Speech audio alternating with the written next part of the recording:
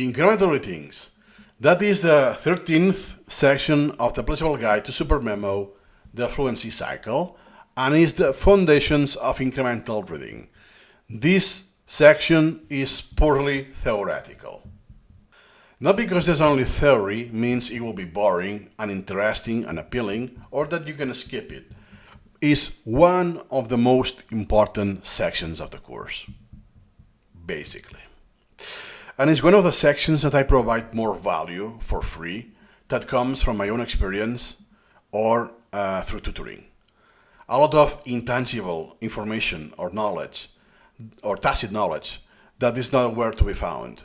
So at the same time, in this section, you will get a lot more value that you cannot get anywhere else in the official documentation or whatever. So what we're going to see is what is incremental reading, right?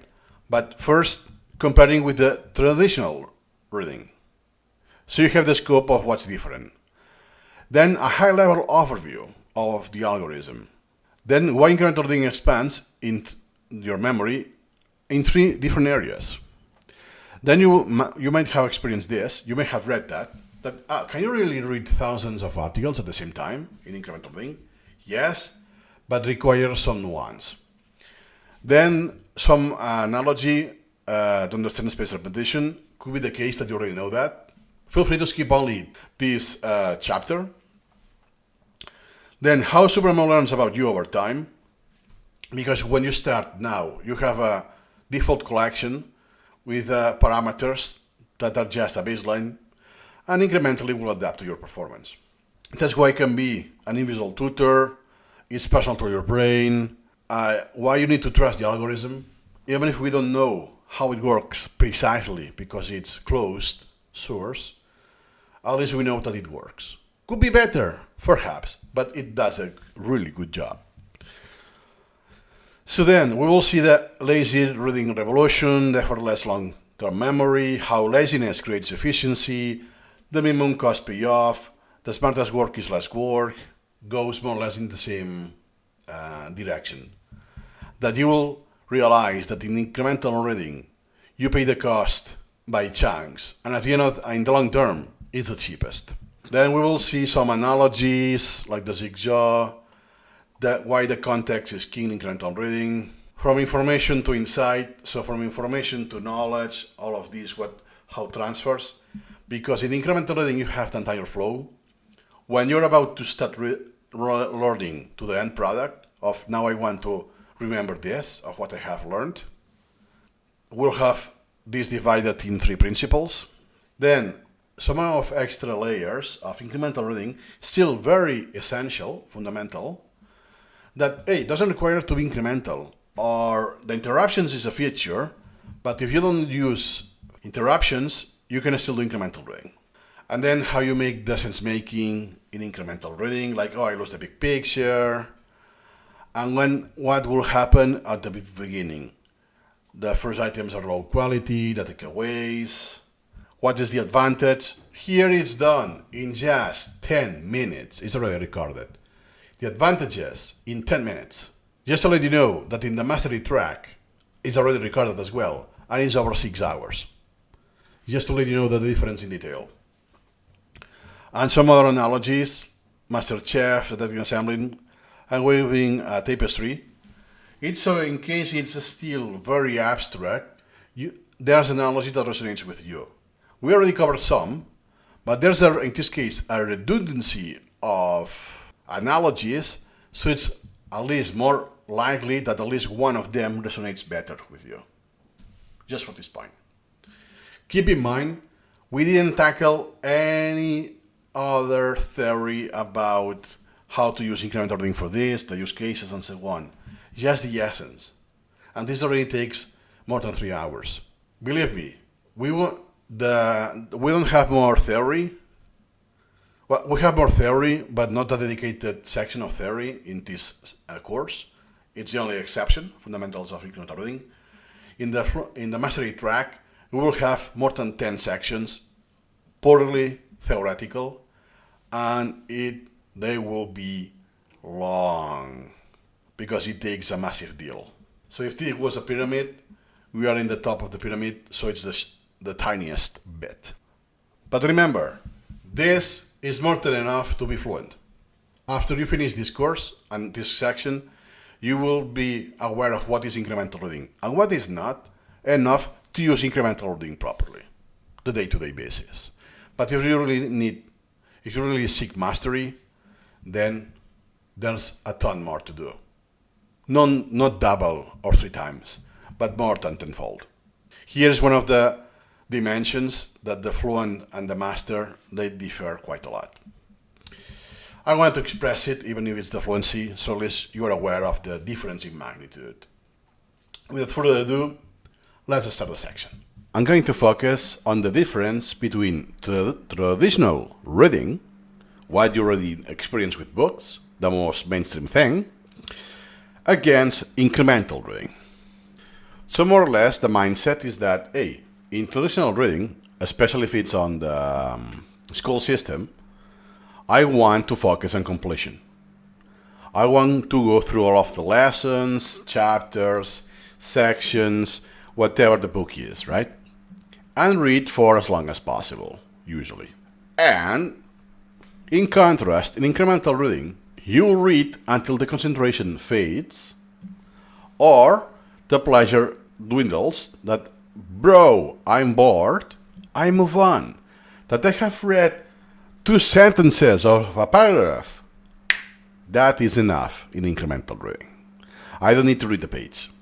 A full page, that's almost never happens in incremental reading, unless you really want to.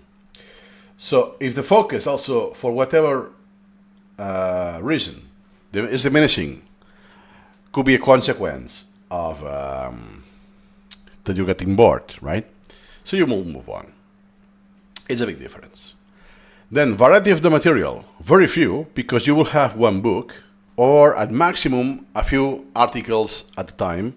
If you're a researcher, this kind of thing, you will have a few studies to go through, all of this. But it's just 1 or a few. You can count them with your own fingers. In incremental reading, it's many. And when we say many, is in the dozens, hundreds, or should I say thousands? In my collection, I already have thousands. But for books, if we only consider books, I will keep it on the hundreds. But that they are in parallel, not one after the other. What about the duration? The average duration of the material. Usually, in traditional reading, you spend hours, or should we say a long time. Even if it's 40 minutes or half an hour, it's something that you know that it will take a while. In incremental reading, since could be a few sentences, can last even a minute, or even less than a minute if it's easy and short to read. And the progress is distributed in many different sessions. What about the linking process? That is a key factor in incremental reading. But let's start with the traditional first. It's linear. At maximum, you will reread a sentence if you consider, oh shoot, that's important. Let me reread this with more attention or so. But that's about it. In incremental reading, it's not only, first, it's incremental, as the word says, but goes beyond that. It's not just that you have interruptions and you go back to the text. You read it non-linearly. That means that you don't start from the start and go through the sequence. You could read in parallel a different section of the same source. In parallel. Not necessarily from the beginning. So knowledge is gradually revisited, refined, and connected with multiple times, not just one.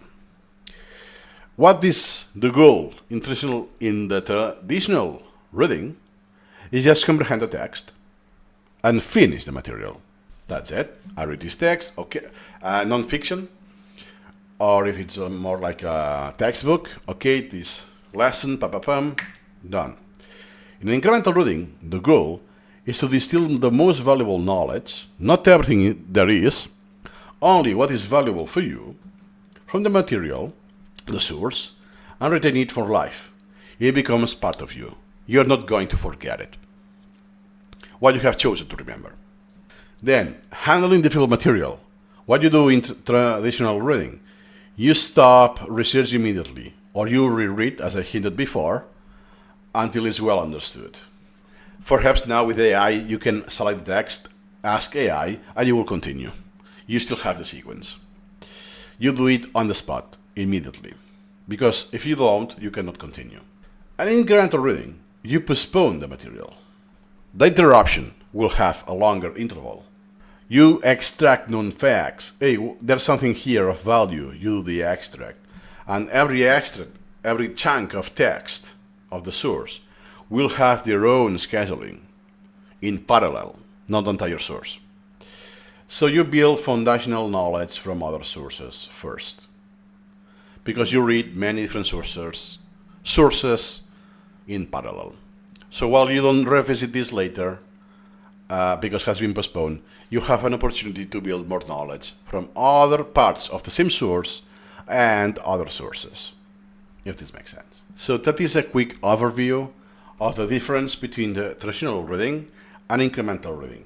Even though you still perhaps don't know what incremental reading is, at least you already know one of the major differences, and that is why it takes a little to get used to, because it's a quite different flow for your brain. So before digging into incremental reading, we'll have just a very high-level overview of what incremental reading is, the algorithm, how it works. It's a lot simpler this way. So first is that, hey, wait. Before incremental reading, we start with spaced repetition, because incremental reading is a superset.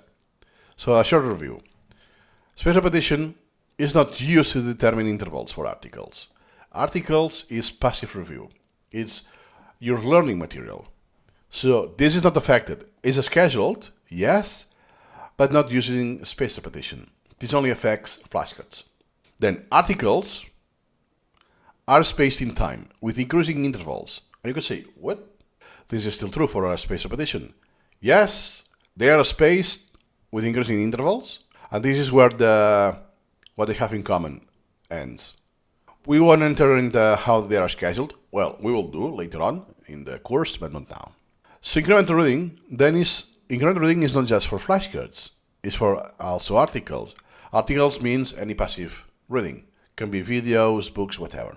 So incremental reading, at a very high level, is a process of breaking down knowledge into manageable parts. So I have knowledge, or web knowledge, information on websites, books, or whatever, and I chunk this down, which eventually it will become knowledge for me. There's an analogy. Imagine that incremental reading is a meat grinder for web knowledge. You say, I have this article, I have this poem, this Medium article, this book, I put this, and I chunk all of the meat. So the input, so everything, the sources I want to read from, and then the output are stable memories into my brain. Then, how incremental reading works in a high-level perspective. I have articles and I split into smaller portions. I can repeat this several times, it's not just one. So perhaps I split or chunk down, and this chunk down, I chunk down again different times, multiple times. Then each portion that I extracted or I split has its own priority. Everything has a unique priority. It's like a queue. There cannot be two elements on the same place on the queue. So this is from one source, but what I could do is then another source, I will chunk it down, and they will have different priorities. So if I sort by priorities, I will have chunks of different sources, different articles. So portions compete based on priority. Spacing and intervals are secondary. Exactly.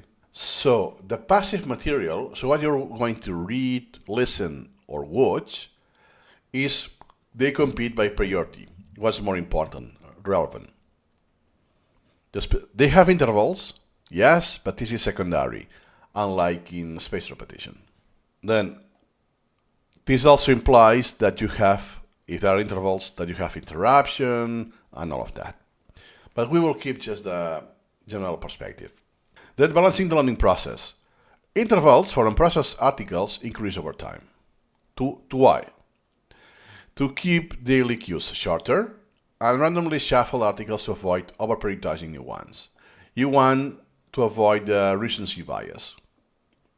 So you're mixing content you already have with content that is newer, or just today, kind of randomly. It's semi-random at the end of the day. So you ensure that you don't forget what you have learned. So even if I'm always have something new to learn, I'm revisiting what I have learned some days ago, some weeks ago, some years ago, to keep it in my memory. Then, efficient learning tools, close deletions. In incremental reading, it's meant to use close deletions. So when you select any text, like in the image, let's say important, I select that word and I make an extract, I close deletion, meaning that the word I selected becomes the answer. And everything else, the content of that topic, would be the question. It's indeed the most efficient way to create flashcards. So close deletions in incremental reading are treated like other learning items. There's nothing special that, hey, that's not the question and answer, it's a close deletion. No, it's the same thing at the end of the day. It's presented in a different way, but it's the same thing. And then those close deletions are mastered with the help of a spaced repetition. It's only that moment that the algorithm takes place with a spaced repetition. So, as I imported the article, I have this chunking down, I reprioritized, I chunk it down. Now I do the close deletion. Now I start with spaced repetition. I had increasing intervals, yes, but that was not spaced repetition. That's why we can say that incremental reading is a superset of spaced repetition, because it includes spaced repetition and more stuff. And then automation. Why? Because you highlight the important words, and with one click, you get the knowledge extraction. That, hey, I generated the flashcard with question and answer as a close deletion. And what are the steps? So I have the meat grinder, so I just keep adding articles. I could just be adding animals, let's say, articles, this. Oh, I like this, I want to read that, bam, bam. Then I just keep reading. Like I keep grinding, I keep reading, And as I keep grinding or reading, I just say, hey, that's important. That's more important than this. I don't say it's important. I say how important that is. Hey, I want that. I extract. With an extract, I indicate SuperMemo that it's knowledge I want to remember. Hey, there's something here. Hey, I make the close deletion, and because I make the close deletion, I want to remember something, so this will be presented in a flashcard format, and it will be scheduled according to spaced repetition. But without all of the jargon, all of the things that happen behind the curtains, let's say, that's all I do. I just grind. I just keep telling what's coming out, the grinded meat, how important that is. Hey, I want to remember that. So I put all of the loading sources, and in the machine, I just reprioritize and extract and do close deletions. And what I have at the output are flashcards, close deletion flashcards, with set priorities of what I decided to remember. As easy as that. Incremental reading algorithm summary. Articles compete on priority. Spaced repetition helps master knowledge from close deletions. And remaining details are learned over weeks and months or even years. You start with the most critical knowledge, the most high priority, and then everything is diminishing returns. So conclusion. So incremental reading is the grinder, the machine. And a spaced repetition, let's say it's the glue that makes it everything put together, that sticks on your mind. Together, they ensure knowledge is retained and mastered efficiently over time. And that's the key difference, is if you use spaced repetition, like Anki or other software, but without incremental reading, you have the flashcards, but you don't have all of this meat grinder. It will be like if you have a knife and you do it yourself. To follow the analogy, how do you measure what you have read, what is pending? How you prioritize all of those chunks? You cannot. You could do it by source, but by chunks, there will be thousands. It will be impossible to do it manually. So you will need to do some other tools, some other software, and it will be always suboptimal. How do you track where it is? And on top of that, in incremental reading, you can read and recall. So you have articles you will read and prioritize, and flashcards that you will try to recall. That is called interleaving. This is not possible in other software. Because remember that recalling is part of a space repetition and is part of incremental reading. You do this every other rep or every 4 repetitions, something like that. And this works wonderfully. And this can only be done with incremental reading. So that has been the high-level overview of incremental reading algorithm.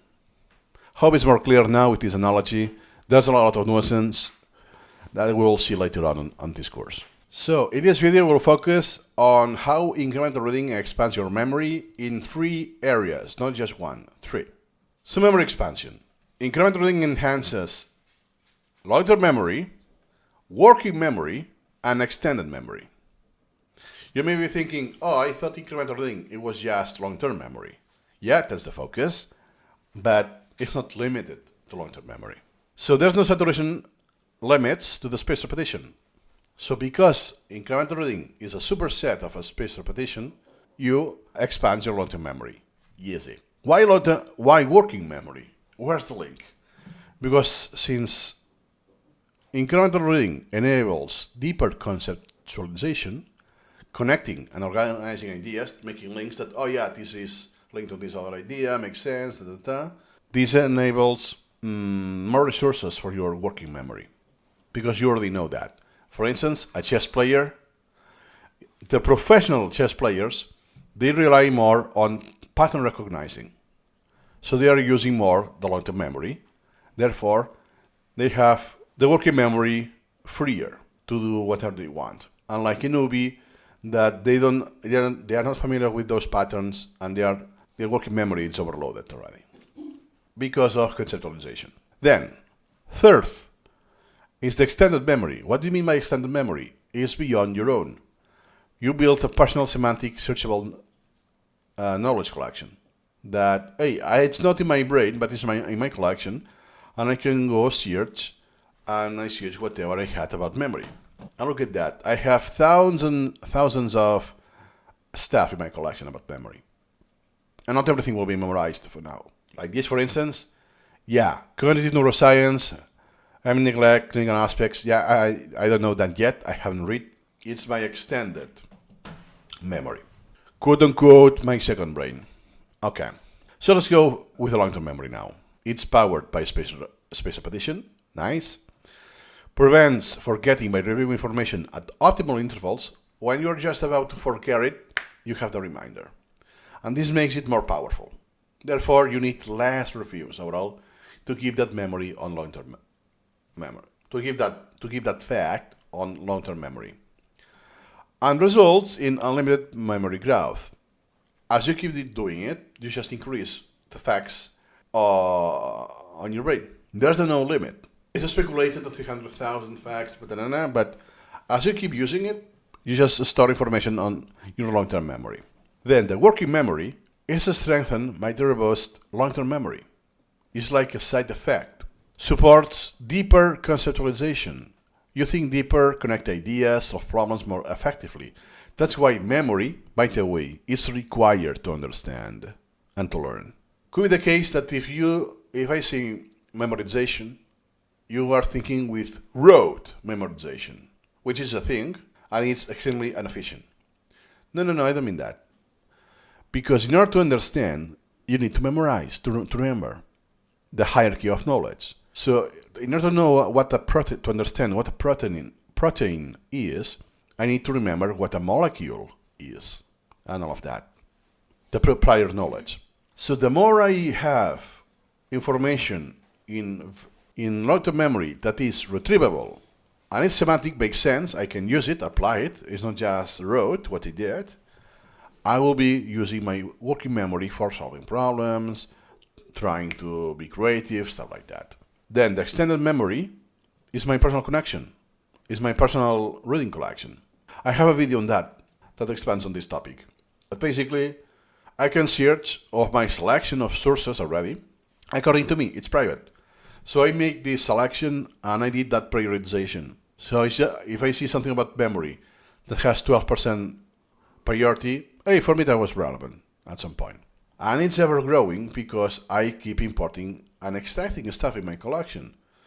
So it's guaranteed that I will have more stuff about memory because it's a interest of mine. So the takeaway is that incremental reading boosts long-term retention, deepens thinking capacity, and builds a powerful extended memory for learning. So at the end of the day, incremental reading expands your memory in 3 different areas, not just one. Even though if you are strict, you focus on long-term memory, and as a consequence, the working memory, because of the consequence of conceptualization, you can use it because you don't increase the working memory. It stays the same. It's just you have less stuff. You remove noise, so there's less information to be there in the working memory. You free the working memory because you're accessing the long-term memory, basically. And as a consequence of that usage, you just have the extended memory that you can search. Easy. It's a win-win. Incremental reading for the win. We are going to discuss about the claim in SuperMemo that they say that you can read thousands of articles at once or at the same time. So you may think that, hey, that's not possible, right? So is this an overhyped marketing or is a misunderstanding of the term reading at the same time? So let's cover that. You had the skeptic viewpoint that, oh my god, it's like you cannot watch 1,000 movies at the same time. Same for reading, right? So it's a perfectly logical conclusion because at the same time doesn't mean that you keep an eye on 1,000 things at the same time. No, it's English grammar. Of course, this is not possible. So then what do we mean at the same time? It comes from a misunderstanding. Reading as an act versus reading as a process. There are the 2 ways you can see or understand the action of reading. As an act is the physical act of focusing and processing a text at a specific moment. And as a process is the entire journey of learning from a text, from a first look to long-term memory. Let's say that I'm reading fiction, The Lord of the Rings, let's say. But I only do it at night, for 20 minutes every night, right? Then I can say, I'm reading The Lord of the Rings.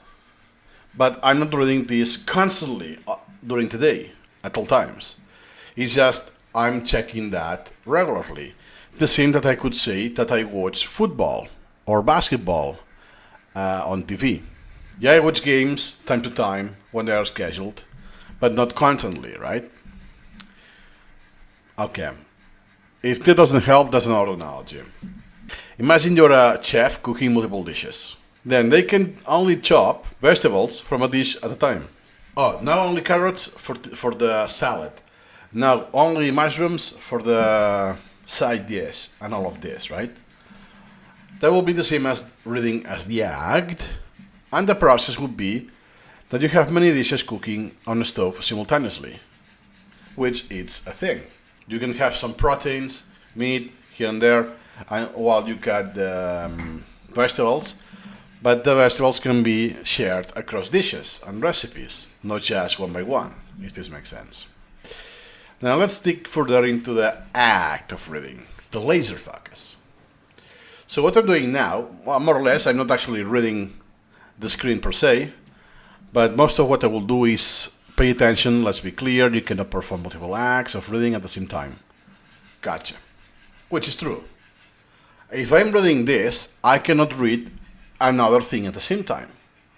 I could perhaps interleave, boom, boom, but I cannot do it. In incremental reading, you are always focused on a single piece of text same given moment. That's why, yes, you can read 1,000 articles at once, but as a process. You can only do one at a time, obviously. So you're never going to try to read sentences from different articles simultaneously.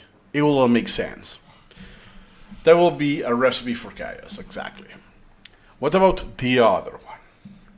The process of reading thousands in the queue. Tens of thousands even, if you will.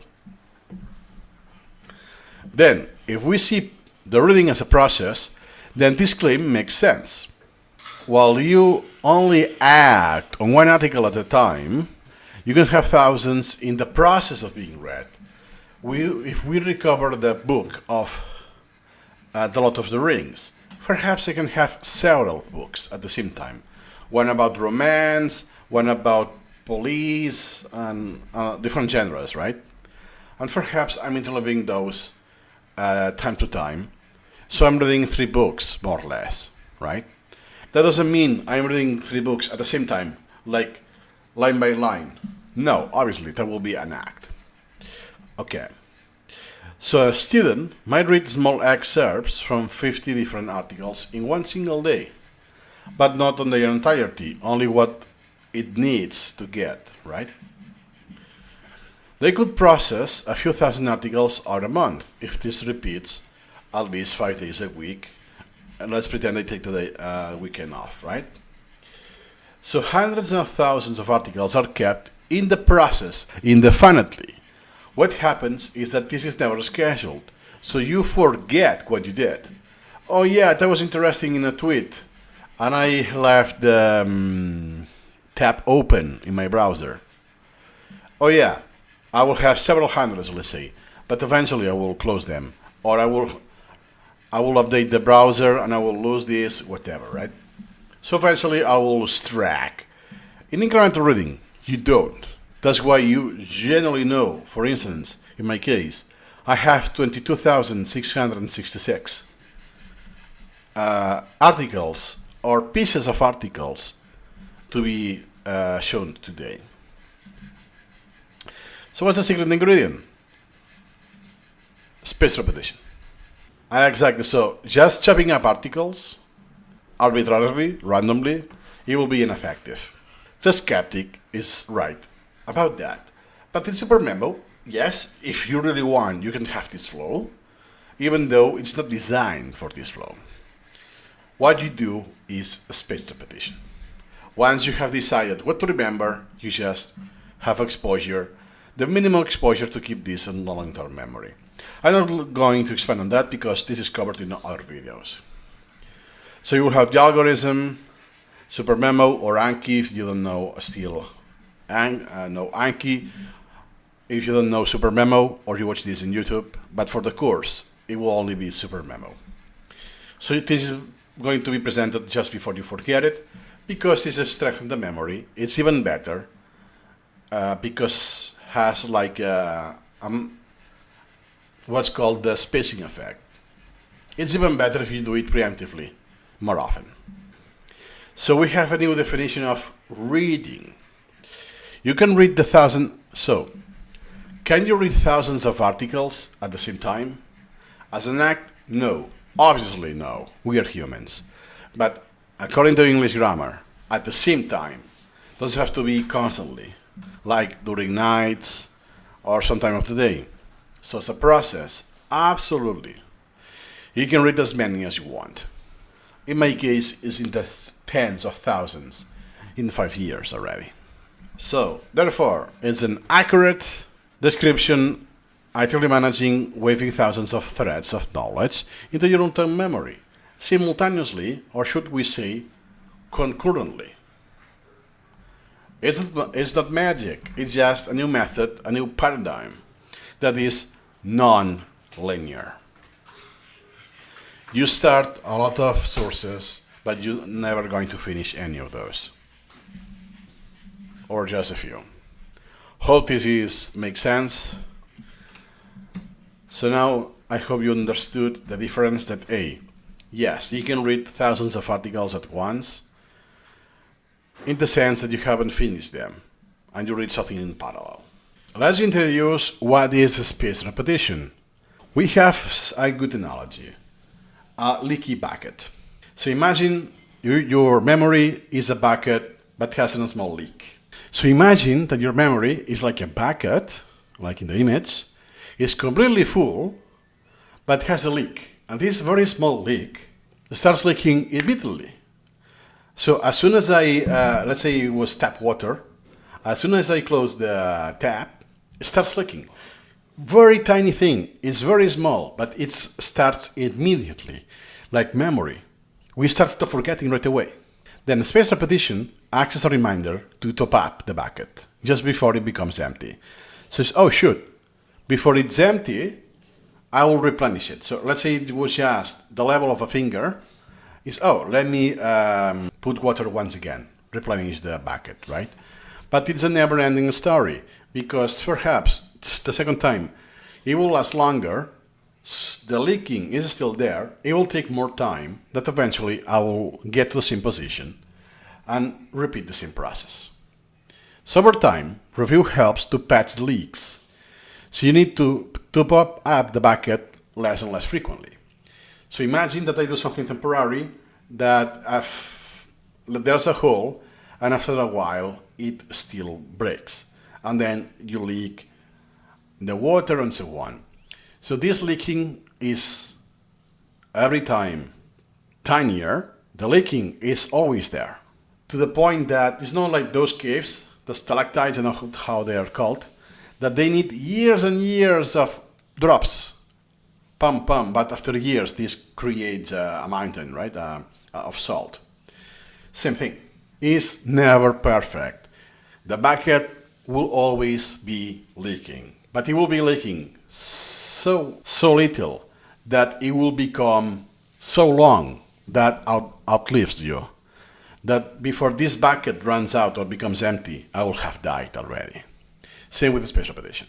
We have introduced spaced repetition, and we hinted into something that SuperMemo will learn about you over time, even if you don't notice as a user that, oh really? I thought it was static, like SM2 algorithm. So let's dig into this. We will see how spaced repetition software, in this case SuperMemo, adapts to your brain over time, to your performance. And SuperMemo is not a digital flashcard box. It is a smart learning partner, among other things. What's the core idea? That on its heart, SuperMemo interrupts the forgetting. Because humans forget. We forget a lot, and it's actually a feature. It's something you really want. Forgetting is something healthy. But as humans, we can decide, hey, I want to remember this and that, right? So we'll be using a technique called spaced repetition, or a method. So the goal is to show you the information at the perfect moment, just before you're about to forget it, as we have seen. And the system is designed to actively fight the natural process of forgetting, but only for what you wanted to remember, and with priorities. So first you will see the most important stuff, the kind of important stuff, the so-so, the can wait, the less relevant, and so on, because we have too much information to remember. So even if we decide, I want to remember all of this, it's too much. So SuperMemo will filter this with priorities. And what we don't decide to remember could be the case that we actually remember some facts here and there, and most will be absolutely gone and forgotten. So it's more than just flashcards. Why? It's easy to think that SuperMemo is just a set of digital flashcards, same for Anki. Well, in this case, Anki it's really that, with a spaced repetition, but you don't have anything else, unlike SuperMemo, that you have the entire learning flow. However, it's more like a personal adaptive learning partner. It doesn't present information. It actively learns how you learn. SuperMemo doesn't care if you use it for language learning, or you use it for math, language, anatomy, whatever, AI, whatever. It is content agnostic. It only gets how you learn, what you forget, and what it is you forget. There it follows a pattern, identifies those patterns, it is from the same place, the same concept, regardless of that, what is called the concept, and so on. Then, what do we mean by SuperMemo learns about you? So every time you review an item, you grade your recall. Bright, good, and so on. Barely is not an option specifically, but you grade your, let me see it like this. So you have this, right? So bright, good, rather correct, bad. With this, you're seeing only SuperMemo first. If it's you remember or you don't, pass and fail. And then qualitatively, in modern SuperMemos, it's more for the user than for the algorithm how bad you forgot or how well you remembered. So it uses this qualitative information and affects the intervals. So if you perform worse, you will see it more often. And if you recall it well, you will see it less often, basically. So the system is constant conversation with your memory, asking, do you still remember this? And adjusting this. This is the same that Anki does, but Anki only does this for isolated cards, or at least before FSRS, the modern versions, 5 or 6. In SuperMemo, for many decades, that was not the case. It's you're forgetting this card and cards like this one. That is always, let's pretend, it's the second repetition, you lapse it. Or when the interval grows beyond 200 days, you perform a lot lower, a lot worse. So you have like a bad spot between 200 and 300, let's pretend, that everything that falls in this interval, in this range, you will perform super worse. It will adjust to this. Or depending on the kind of item there is. Imagine we have a concept for Chinese. So SuperMemo will know that all of the items in that category are from the same place or in the same source, comes from the same source you imported, and so on. That's it, the same book, the same article, whatever. So SuperMemo gets like this in chunks, not everything is isolated. So therefore acts like an invisible tutor. This complex learning, by the way, there are literally hundreds of graphs you can see about this. So it's nothing out of the ordinary, which we don't even see it here because it will take too much time. But in the mastery track, we will cover that, and it will be massive, massive, absolutely massive. I didn't count, but I'm pretty sure I could even say that there are more than 1,000 plots possible in SuperMemo. Then, this complex learning process happens silently in the background. Every time, like we did before, every time you respond this is affected. So you're not answering to this flashcard alone. You are updating the entire collection scope. At every single repetition, the algorithm updates to your performance. Unlike FSRS, in Anki and other apps, that time to time you need to run optimize. In SuperMemo is every single time, constantly. Every action updates that. So therefore, you don't need to understand the complex calculations or the evolving model of your memory. That's why in simple, for beginners, we say just trust the algorithm. It will work. Because you're a noob and for, let's say, the flashcards you do are low quality, and because of this, you perform worse than average, let's say, than what SuperMemo comes with, it's called expert data.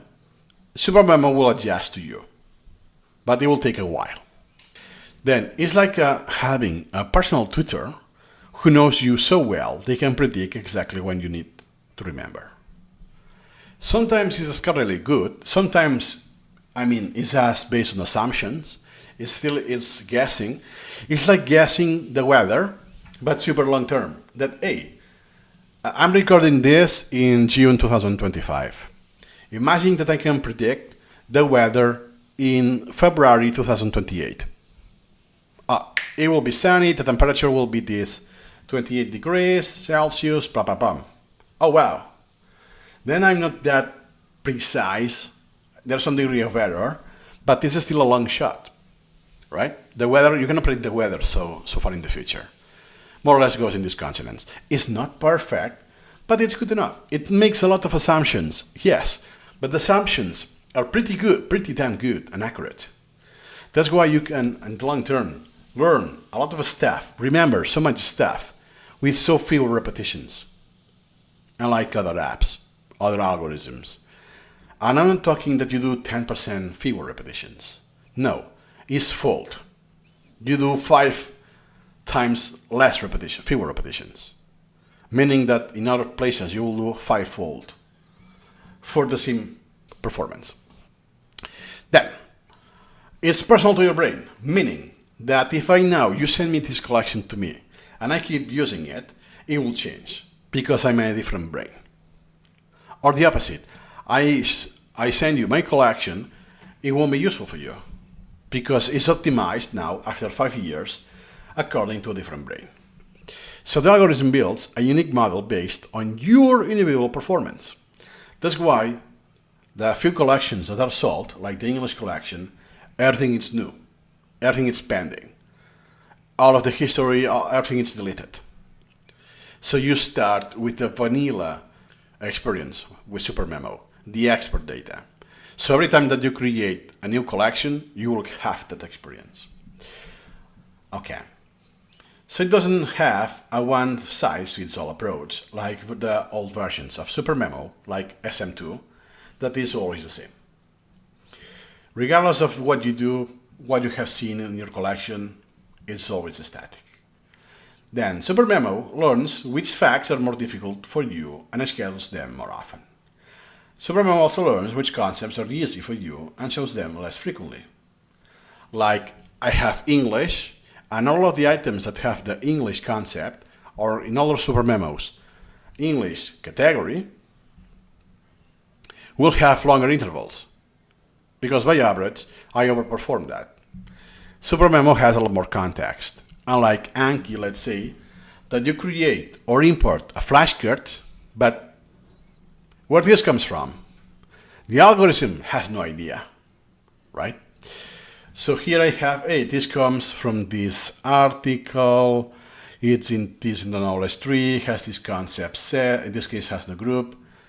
You have a lot of context that you can identify the performance from where this is coming from, unlike any other software. Then trust in the process. As said, you need to understand the math. And in the Fluency, it's nothing, virtually nothing. We will only cover the rotation rate and forgetting index, the slight math there is. And other than that, just trust the algorithm. If you really want to understand the factor, you factor, so many metrics that are in SuperMemo, they will be covered eventually in the mastery track of the course, and that will take hundreds of videos. And also the use cases. Oh, when it's useful to have to modify the U factor, to modify the A factor for topics, right? It's not just knowing, understanding how it works, it's also playing with those and have some effect in my collection as already diminishing returns. Okay, so then the only requirements for you as a user are 2. That's the golden nugget. Consistency and honesty. You have to be blatantly honest to yourself, and this is harder than you may think. That nope, I recall the answer, but I was giving a clue, or something was a semantic, that just because of the context, oh yeah, what I had that picture was that answer, something like that. Be true to yourself. And the other is consistency.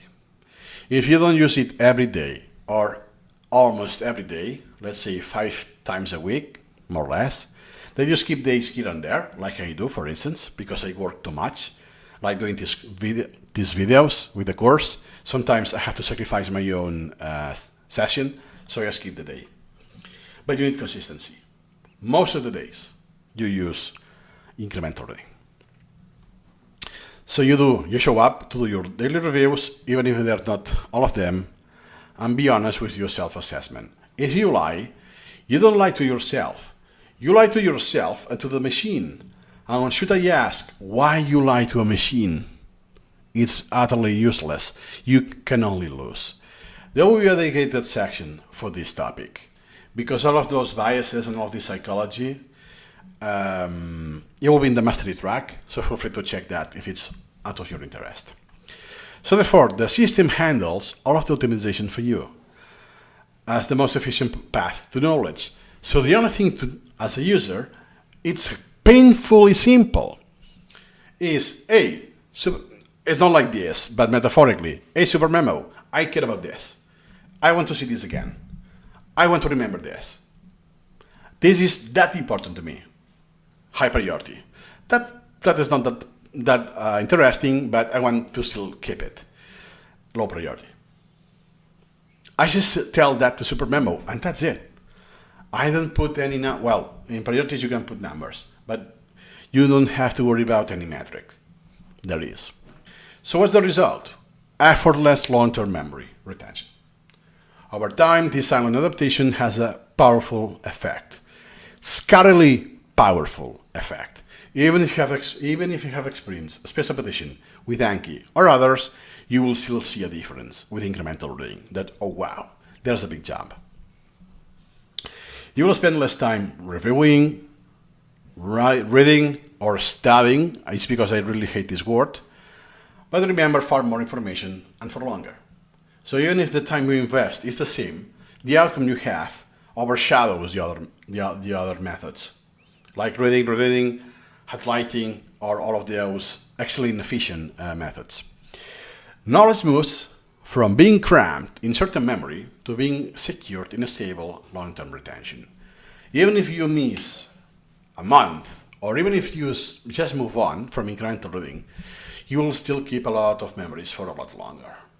It's the difference between frenetically threading water and effortlessly floating. Imagine the bucket from the analogy we did in the previous video.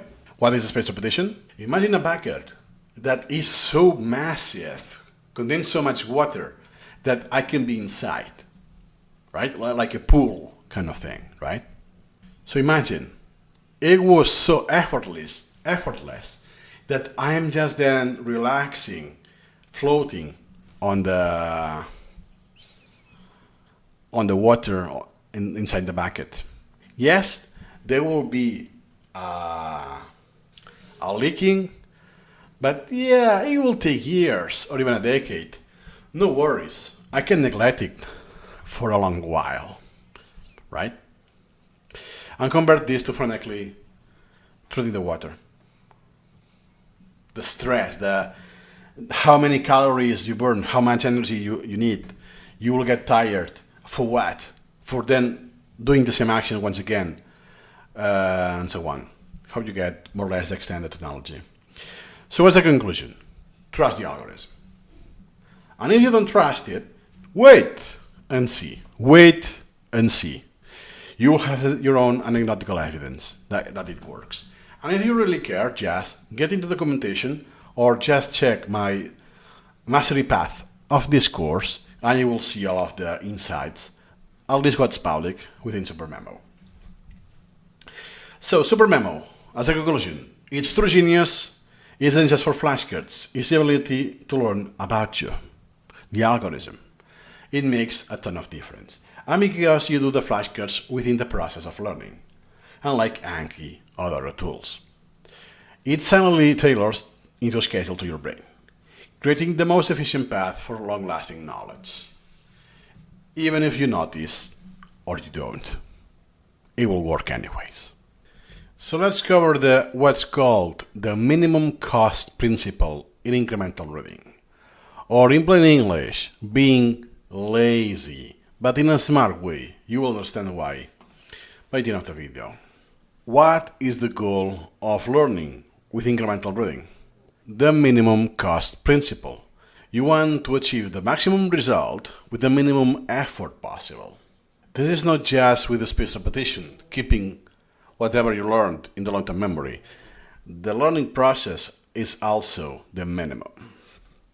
So in learning, this means getting the most knowledge, which is already a thing, and then keeping it, the part with the spaced repetition, with the least amount of wasted cognitive energy, time commitment, and all of that.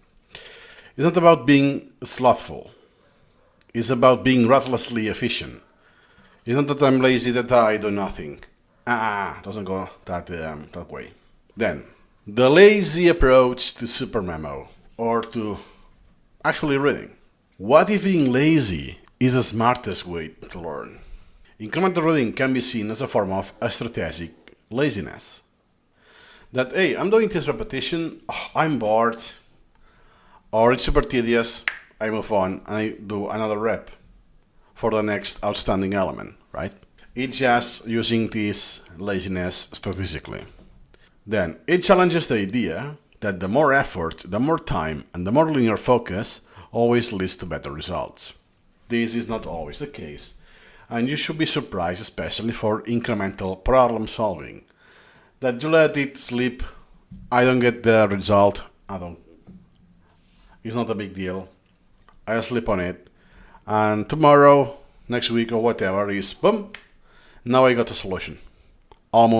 Without almost any effort extra being added. So, progress isn't made for early risers. It's made by lazy men trying to find easier ways to do something. That's a quote from Robert Heinlein. Progress isn't made by early risers. People who wake up super early in the morning, perhaps even before the sun rises. No. It's for lazy men trying to find easier ways to do whatever. Then, let's go more into the traditional reading methods, working hard instead of smart. Usually in the school, you will have taught this method, the hard working, right? You read a book or an article from start to finish, perhaps even you reread more than once. You try to absorb everything in one go, in one shot. Like if it was a movie, at the end of the movie is, no, you have to tell me everything in detail, before moving on. And then hope you remember the important parts, which it's just a hope, you're going to forget it anyways, without spaced repetition. So what's the cost of traditional reading? High effort, massive time commitment for a single topic, and most of the information is forgotten in a few days or weeks. Then it's turn for the incremental reading, the lazy revolution. This is the strategically lazy method. You look for the easiest effective path. So what's the process? You import dozens or hundreds of articles, even thousands. You read only small chunks, interesting pieces of that article at a time, of the few dozen of hundreds you read. The rest will be waiting. They are diminishing return already. Then you switch to small pieces of another article on a different topic, what is called interleaving. And then you extract only the most valuable sentences or facts that they provide value.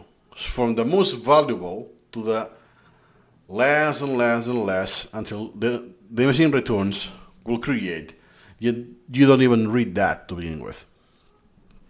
Or you don't create the flashcard at the end of the day because you don't actually see it again, ever. So this laziness is intentionally not enforcing yourself to finish anything. It's just incremental. Yeah, one step more, but it's one more and that's it. I go by chunks. And with time, with chunking this down, I will get most of the value first from a lot of different sources. And since I keep importing different sources, I always get most of the value of my time. I use the laziness strategically. So you avoid the hard work of a linear reading and letting the system, in this case spaced repetition, manage the details that, hey, you are going to see this just before you forget and all of this. So then, how this laziness creates efficiency? Minimizes wasting effort. That is a key.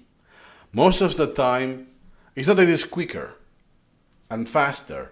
is that you prevent a lot of effort to begin with. It's not that this effort is done faster, it's actually not done. It's not wasted. So you don't waste time on low value paragraphs, filler content, concepts you already understand, that you don't need to review again, and so on. Because you will review what you need. What is harder for you will be more frequent, and what is easier will be less frequent. Need cherry picking to the individual flashcard, not just by theme or like that. Then, since you trust the algorithm fights the forgetting automatically for you. So instead of you, as a user, as a reader, working to remember, a spatial repetition algorithm does the heavy lifting for you. So your only worry is about understanding and showing up during the repetitions of what is scheduled, at least to some degree of what's called the priority protection. Of the top 5% of the most important stuff and so on, or top 10, 20, whatever you can afford. And it reduces cognitive load. Because you break down information into small chunks, you avoid the mental exhaustion that comes with long, monotonous reading sessions. That is perhaps even as interesting for you. And it's novel, but it's too much, right? It's It's like instead of watching a movie, you watch 4 entire seasons of a TV show. So imagine watching, I don't know, Game of Thrones, 4 seasons in one go. It's too tedious, too long, too much, right? The minimum cost payoff. That's an analogy with the lazy investor. A hardworking investor might try to time the market daily, spending hours on research and high stress and mixed results, like micromanaging, right? Where to put the money, the precise timing, and all of that. A lazy investor instead sets up automatic, diversified investments here and there, not always in the same place, and let grow over time with a minimal intervention. I will check next month how it's this going and so on. My time commitment is minimal. Perhaps the investor is not going to maximize the results, but it's going to maximize the ratio of investment versus time. So incremental reading is the lazy investor of learning. You set up the system, feed it information, I want to read this, I want to learn about that. Trust the process, the algorithm especially, to build knowledge automatically, incrementally, and efficiently. So conclusion, the smartest work is less work. Incremental reading is not about avoiding learning. It's about avoiding ineffective learning. You avoid low quality, low efficiency. So by embracing the lazy methodology, doing less more often, so more incremental at the end of the day, and only in the most important parts, you align perfectly with the minimum cost principle. You will achieve superior long-term knowledge for a fraction of the brute force effort required by traditional methods. It's a win-win in any dimension. In every single dimension, you win. You'll remember more quantity. You'll remember better. You'll remember for longer. You'll learn more stuff, not just that you remember it, that you are aware of that. You have processed most useful information. You'll be able to apply more knowledge than the traditional methods. And it will have been easier to do. And you'll have spent less time overall. Win, win in every single dimension. The only dimension that is temporary, that doesn't win, is the learning curve. Getting used to the technique or the method of incremental reading. Just that. So that has been the minimum cost principle in incremental reading, also known as being lazy. I'm going to cover the fact that in incremental reading, you build knowledge, not to store information. In other words, it's not a second brain thing. It's a learning method or a collection of techniques. Let's dig into that in detail. So what's the old way? You read the book cover to cover, you get some key ideas that will stick, and 3 or 4, and the absolute rest is forgotten. Perhaps you created isolated flashcards, but those are disconnected facts, like the golden nuggets of that book, and that's about it. Then this process leads to isolated information. You focus on rote memorization, so just on exposure and repetitions you will memorize it, which is fragile and easily forgotten for interference and so on. So we would simplify that all of this is like being a data janitor. You collect and you store. That's it. What's the new way? Building knowledge. The core philosophy. True knowledge isn't a list of facts, but a rich, interconnected like a network model of a subject in your mind. Incremental reading is an active and dynamic process that is constructing this mental model. And it's like in a sculpture, that is analogy. You start with a block, the raw material, or could be, I don't know, piece of wood, let's say, which will be the article, and then you creatively shape, incrementally, to have a face or whatever you want to do on the sculpture, right? This will be more or less your personal understanding. How you shape it. That for me now, this has a face of, I don't know, an important person in history.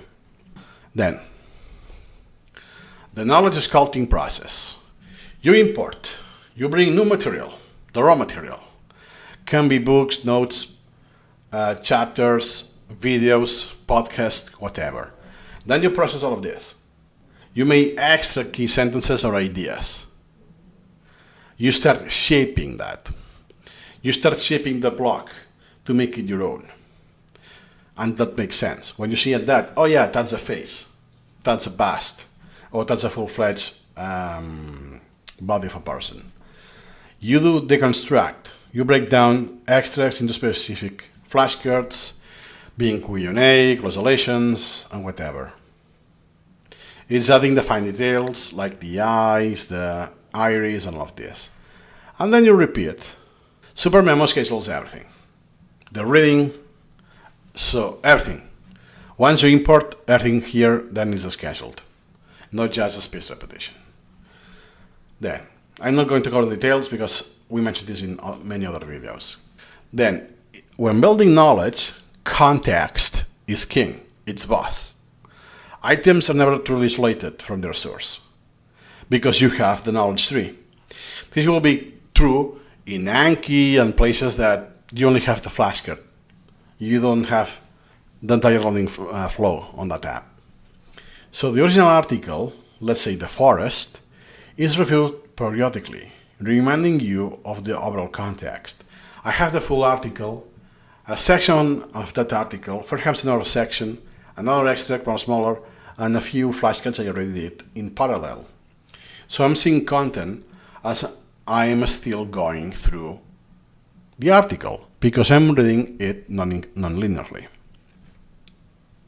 Even if I do, and even if you stretch it, even if I go linearly at the beginning, I will have stuff in parallel anyways. Not ahead of time, but hey, I have something, let's say it's the second page, I have content from the first page that I already extracted, created flashcards and all of that. Then, the extract provides a crucial middle ground, linking detailed items back to main ideas. So I'm exposed to some flashcard I already did, then an extract and the entire thing, so I have this interleaving. This is very different that if I read the entire thing once, and then I want to do the flashcards. So you trace any QA item, flashcard, back to its source article within a single click, like this. Do you see I could, if I want, I know where this comes from, I can go there. Boom, comes from here. Awesome. Then, let's continue. Second part, an active, Building knowledge is an active and creative process. That's why, in part, it's a science, but in another part, is also an art. You're not just a passive consumer. You are an active creator. You create your own stuff for yourself. And what you will create will be different of what I create, even if we read the same sources. You decide what is important enough to extract, what is important enough to make a flashcard, or what is even interesting enough to just importing to begin with in your collection. You formulate the final questions or closulations with your own word, your own touch, your own style, because any art has styles. Like in painting, Picasso has his own style, and so on, right? Okay, so the act of writing and rephrasing as a side effect, it's not that it's forcing, oh no, I'm going to force myself. No, as a side effect, it creates a much deeper level of understanding than passive reading could ever do. Then, in this process, transforms someone else's knowledge, someone else's information that you read, into your own knowledge. Now, this someone else's could include AI. You ask AI, what is this thing? What is the mitochondria? And then you make it your own, and it becomes your knowledge. I just don't rote memorize information. The Jigsaw Analogy. So very shortly, it's like you have a box full of disconnected puzzle pieces. You have the full data, but not the big picture. So I have all of the data in many different places, but this puzzle is about what? Is there an animal it's a painting? What is in the puzzle, right? In the Jigsaw puzzle.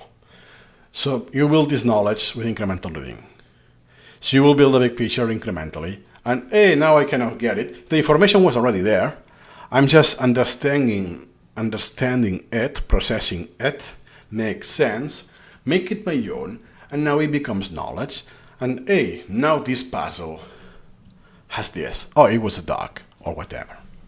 So incremental reading doesn't just hand you the pieces. It guides you in seeing how they fit together from a coherent, holistic picture that stays in your memory. So you don't just memorize the pieces, it goes there and here and there. It's everything connected makes sense. Like you could learn what's a neuron, what's a synapses, but then put all of these together and so on. Then, from information to insight, incremental reading fosters cross-disciplinary connections. Perhaps I start with neuroscience or anatomy, brain anatomy. Oh yeah, the regions of the brain, but hey, then the dendritic growth of neurons, hey, this exists in nature in some other domains. That hey, why this is occurs? Could be then some mathematical thing, and then you draw some conclusions from neuroscience to mathematics or whatever, cross-disciplinary connections. Because you review material from many different subjects. It could be anything, programming, history, economics, biomedicine, whatever. An interleaved fashion brain, and this interleaved fashion, your brain starts to make spontaneous connections. It's kind of sad that it's not that you become more intelligent, it's kind of arbitrary that you just read and, oh, eureka, aha! The aha moment is, oh shoot, it has been like my subconscious who did the effort, not me, right? So I don't take the full credit. Then, this is how the true insight is born. You see how a concept from one field applies to another. Literally, or like more metaphorically, but this is still very useful. If you have just memorized trivia questions, you won't be able to use analogies with all of that, as a rule of thumb. You move beyond just knowing facts to understanding timeless principles. You can reuse, transform, replace translate all of this knowledge because it makes sense and it's interconnected in the network. That's why you build knowledge. You don't build a second brain, that you just store information. So as a recap, let's see more or less the difference. The knowledge is an architect, more or less. And remember the old way that was the data janitor. That, hey, I just gather information, I leave it as information. It's not knowledge. I haven't internalized that. I haven't understood that. I haven't made it my own. I haven't did the sculpture. It's still a brick, not a sculpture. So, store information like the janitor. It's passive, creates isolated facts, it's fragile, it's short-term memory, like many users of secondary brain. They forget most of what they do because they rely on retrieving this information, not on knowing this information. They have the illusion that, oh, because it's interconnected in the app, it will be my brain. No, because you need to remember that in order to use it. And they focus on the what. Unlike the knowledge architect, the incremental reader, it will be active and creative instead of passive and consumptive. It's not just I consume the stuff. I read, like a novel, Harry Potter, as entertainment. No, it's active and creative.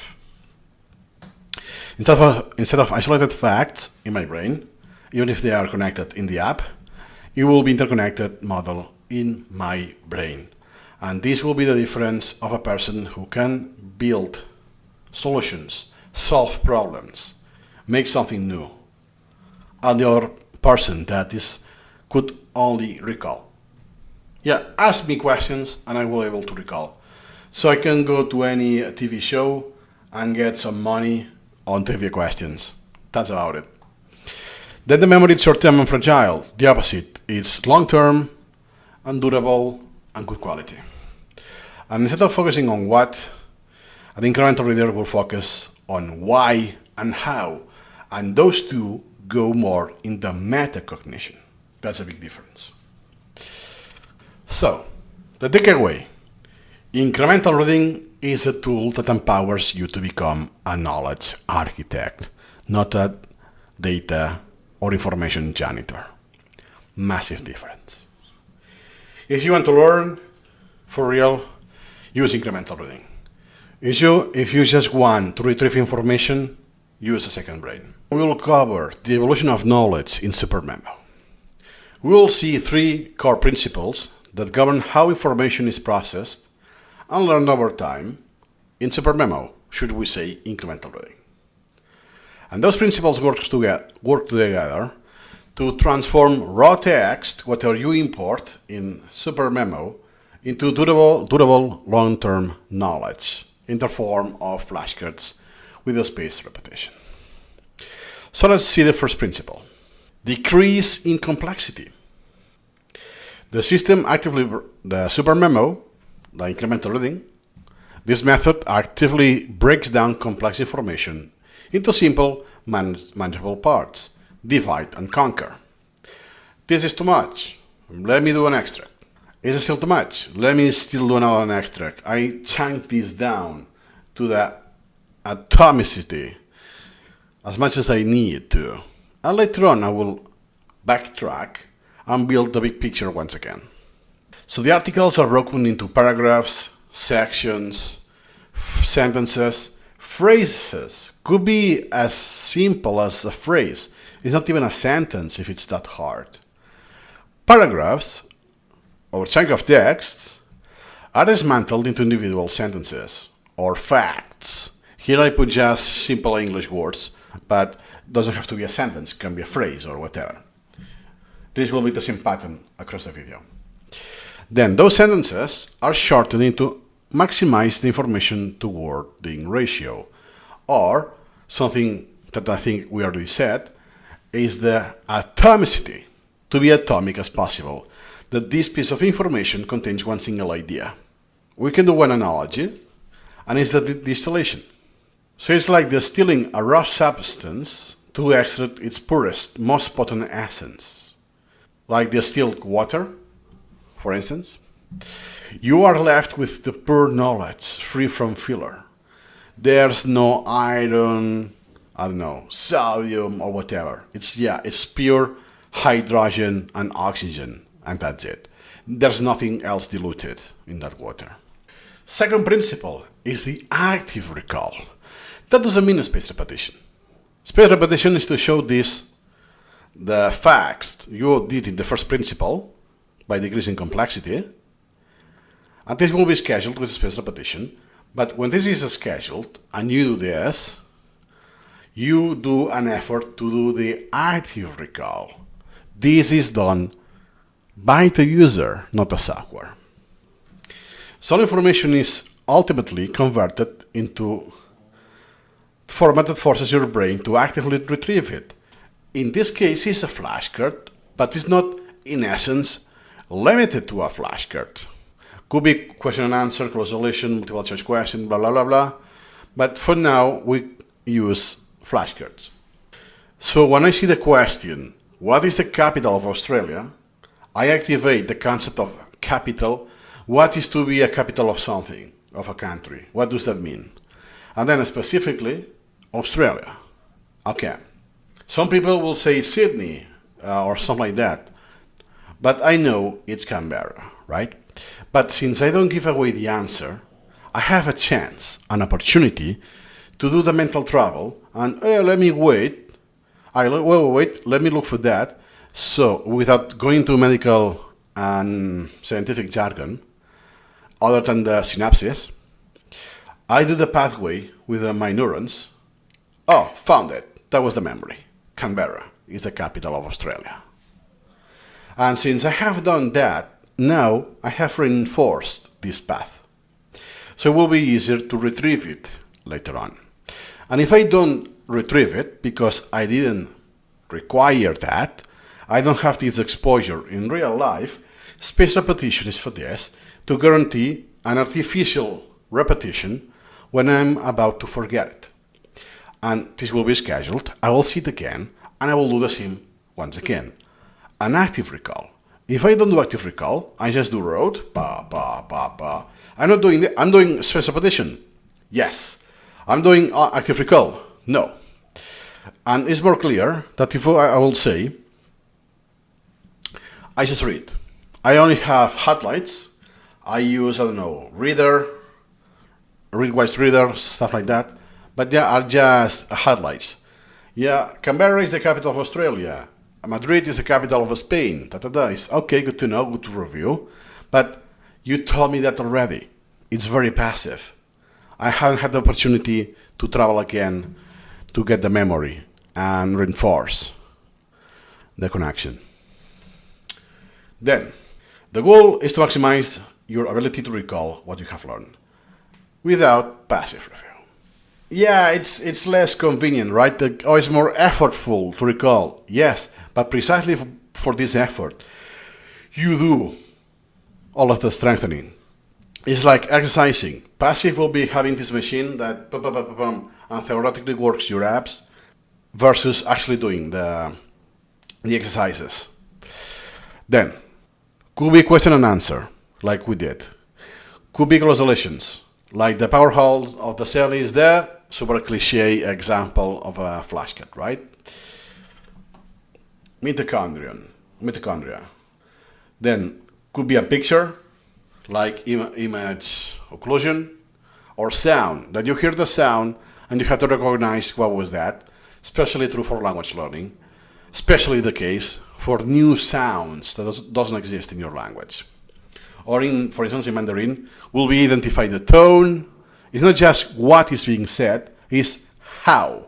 The intonation implies meaning. Therefore, you want to know that, right? So it can have many presentations, but is always a flashcard. A token to have the opportunity for the active recall. Then the passive review is like looking at a map. Active recall, by the way, you can also do flashcards with maps. What's called locator map. It's empty. Where's Alabama in this US map? Oh, it's here. Boom. Stuff like this. The opposite of having the map with already selected, hey, what is there? Oh yeah, it's Alabama, right? It's not the same thing, it's passive. So active recall is like navigating the city without the map. Only one builds through mastery. That is the key. Instead of, I have a pointer always, what is that? No. Ask me the city, and I want to recall what it is in the map. For this case, could be a map, could be just knowledge. That we use sentences because we use language, natural language, but at the end of the day, it's just concepts. This can be phrased differently or in different languages, but it's the same fact still. And we have the third and last principle, incrementalism. We have decreasing complexity, chunk down to the as atomic as possible, have the active recall, and then incrementalism. Then all changes and learning happen gradually, in small, manageable steps. This interruption is good. Every night, you're going to sleep, and during the sleep, you have memory consolidation, which includes forgetting, by the way, which is pretty awesome, that forgetting. So you crystallize the knowledge and all of this. So learning is portioned out. According to your available time. That I can only afford 30 minutes a day, 30 minutes a day, 10 minutes, 10 minutes. That I must still do another work, 6 hours a day, 8 hours a day, whatever you want. The system respects the priority you set for different materials. Materials can be a book, and everything you do when you are in the first principle, decreasing the complexity. Each article can have its own priority. Each paragraph you have extracted will have its own priority. Even a sentence can have its own priority if you really want to, until you get the flashcards, which the flashcards will have their own priority as well. Then, it aligns with a natural, gradual strengthening of memory traces in your brain. We work like this. The human brain is optimized for incrementalism.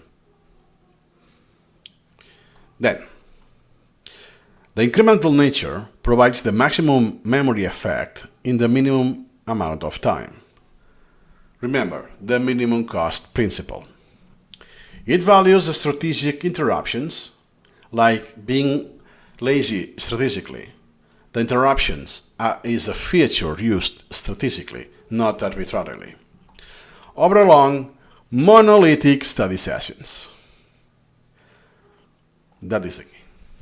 In case this word is unfamiliar to you, it's the same concept of atomicity, that this is a session that cannot be divided further, right? You did pieces here and there, pam, pam, pam, pam, and as a whole, it's one single thing. So those are the 3 principles of the evolution of knowledge in SuperMemo. From what you came across, the information, to your knowledge in your brain. Here we have something surprising. So you know that incremental reading has the name incremental in the name because stems for incrementalism. But strictly speaking, incremental reading, the technique, the method, does not have to be incremental, at least at all times. I love to finish what I started reading. I just cannot stop. Why would I benefit from incremental reading? This is a common hesitation. And the paradox. The stronger you desire to finish an article, book, whatever, the better a candidate you might be for an effective incremental reader. A paradox itself. So we have, let's say, 2 philosophies, gulpers and snippers. Let's say, to simplify, that people have the general misconception that there are 2 kinds of people. Like there are early birds and late owls, gulpers and snippers. Gulpers is that they want to devour a lot of knowledge, large, complete chunks. Like Obelix and Asterix, if you have seen the cartoon, that he takes all of the potion at once. And then you have the snippers, which are impatient and really prefer small bits, like a sip at a time. But the truth is that all creative, curious individuals start as sculptors. Incrementalism is a habit and a skill that any sculptor can learn over time. You are not born an incrementalist. You become an incrementalist. Why it takes time to appreciate this? You will love incremental reading on day one because you're not going to understand it. It takes weeks, months to see the underlying power of SuperMemo. The precise time depends on you. Hopefully with this course it will be shorter. Then it can take a full year or more to notice the first signs of a benign addiction to the incremental process itself. That, oh man, now I'm hooked. Now I see the full power. There's no way I can go back to the traditional methods I was using before. It's way too powerful, way too efficient. So why? Why this happens? You're learning a complex tool set that grows with you. You're also rewiring a lifetime of reading habits. So it's not just what you acquire, it's what you need to get rid of. Bad habits or old habits die hard. So the most important rule, your hunger for knowledge, the learn drive, is the primary engine for success. You don't have to give it up. You can start today without ever having to stop reading an article you find fascinating. This will click different once you are addicted to incremental reading and you watch this video once again, it will click a lot differently. So in incremental reading, interactive reading is a norm, but is not compulsory. I remember some reaction videos I did from James. Very long reaction videos, like 3 or 4 hours. And then surprisingly his flow is, hey bro, you're not incremental. You do interruptions, but you're not incremental. You go always linearly, right? Well, you can do, and I do exceptions. Not as many, but I do. But it's a norm. It's usually like this. Most of the time, incremental reading will be incremental, but you can do exceptions. It's not compulsory. Meaning that you can bypass incrementalism for a few things, for a few flows, and still call it incremental reading. Reading without interrupting. You can read every article from start to finish and still benefit enormously. So what will going to happen is actually what I did for the MBA because of the deadline, is that, okay, I'm doing this in one go, but I'm still going to use incremental reading features. So I do one pass, I do the extract, I do prioritize, and I do close deletions, but not at the same one go. So first I extract, okay, first chapter. Then second chapter, oh man, I'm bored. I go to the first one. The second pass, instead of waiting for the next repetition, I do it already. And then I process the extracts, and then I do the flashcards. So I don't have the interruption because everything is in the working memory still, but I'm still using the flow of incremental reading, if this makes sense. So the new driving force of curiosity and impatience. A gulper is driven by curiosity, the learn drive. And incremental reading learns to harness the new force, impatience. That, man, I want to know this now. I don't even want to wait tomorrow, right? I want it, like we say in Spanish, translated to English, I want this yesterday. Now is already too late. So this isn't a frantic impatience, but a desire for the highest value of information per second.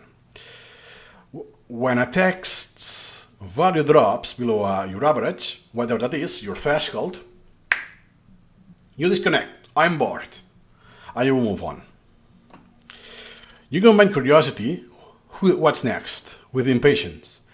Is this the best thing I could do? Is this the best thing I could be reading right now? I'm getting the most of my time. Therefore, you prioritize content over whim. Without a system, what you read is based on the transient feeling. This seems to be interesting right now, and that's about it. With incremental reading, your decisions become more rational and deliberate, and have a consequence. If I say, this is not interesting, I'll set a lower priority, tomorrow I can take a look at the priority and I will remember, hey, this is low priority. If I have just a transient feeling, I will forget it. 99% of what I do, I will forget. 99% of what I felt, I will forget it. So incremental reading helps you prioritize by content instead of reacting to transient evaluative impressions. You cannot appreciate this absolute massive, titanic difference unless you try incremental reading yourself. And you master incremental reading, by the way.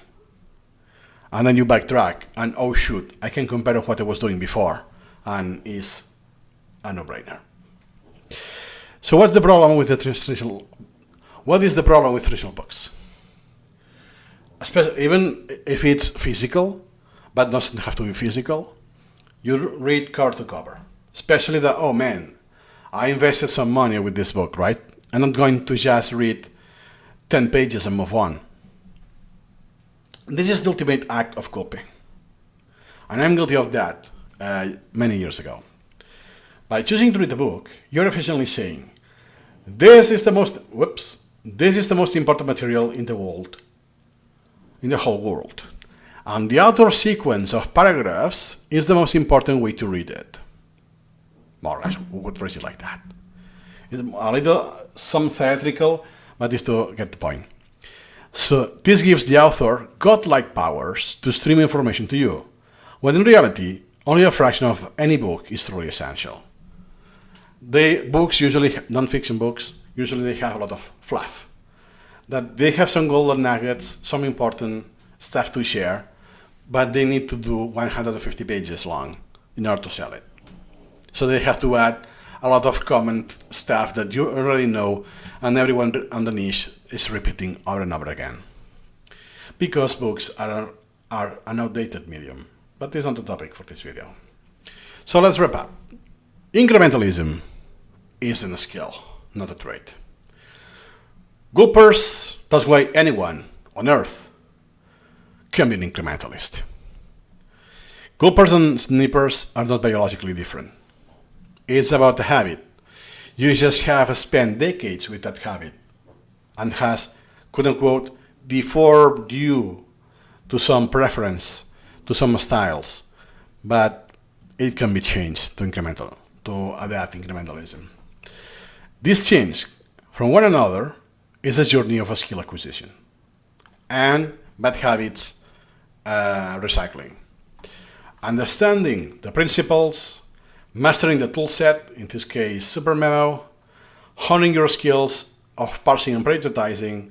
If it's too much for you, you can also get tutoring, by the way, link in the description, and gradually grasp and gradually increasing the average value of knowledge you stream into your memory. The more adept you are, the most of the time you will say yes to that question.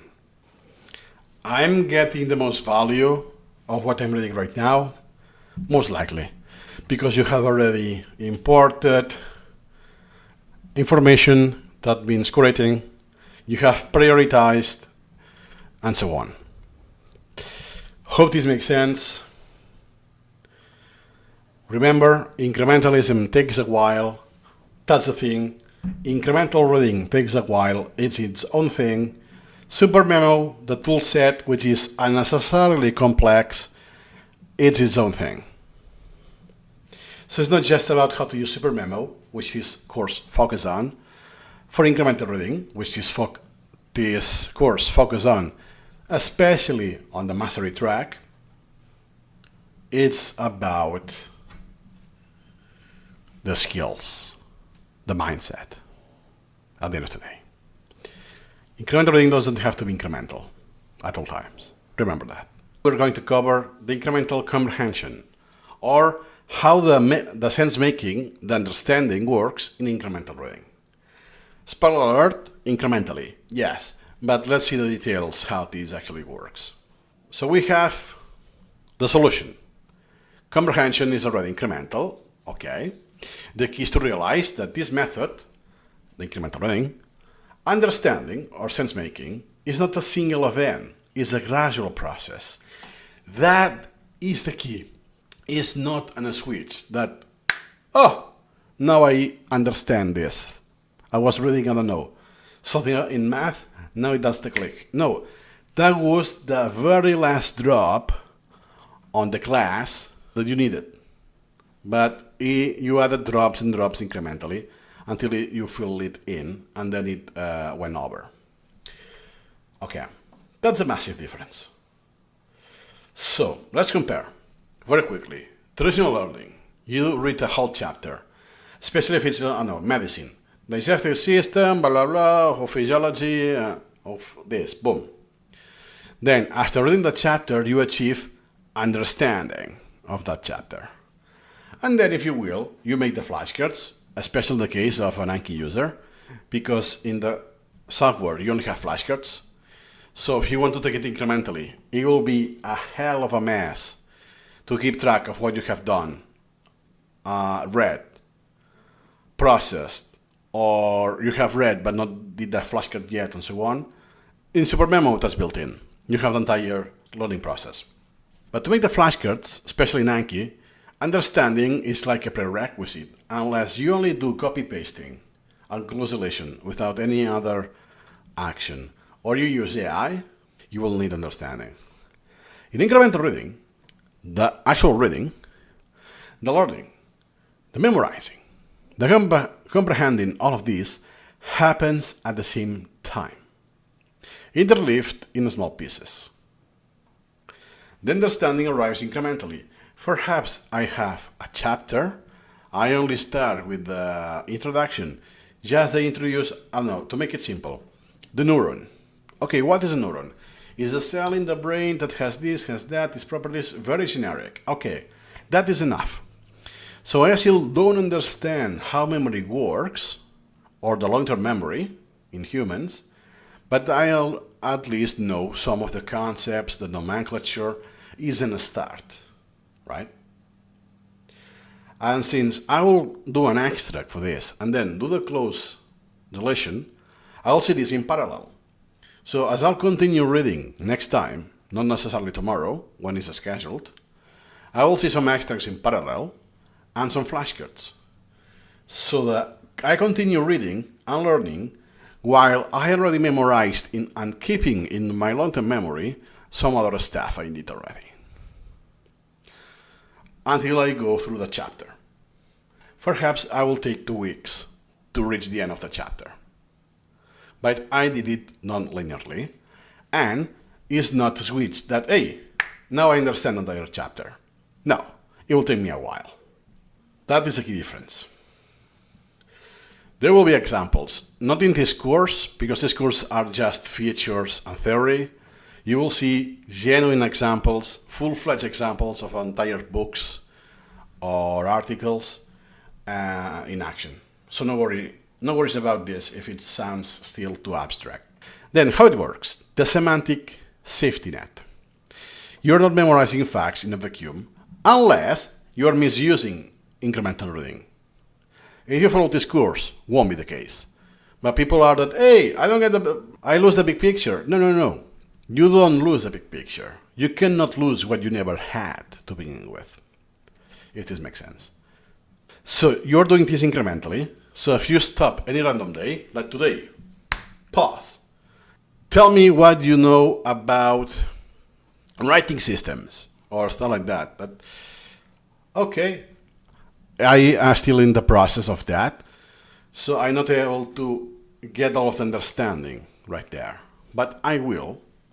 Or perhaps not 100%, but 100% of what I want to. Because the rest is not interesting. I don't need it. So therefore I move on.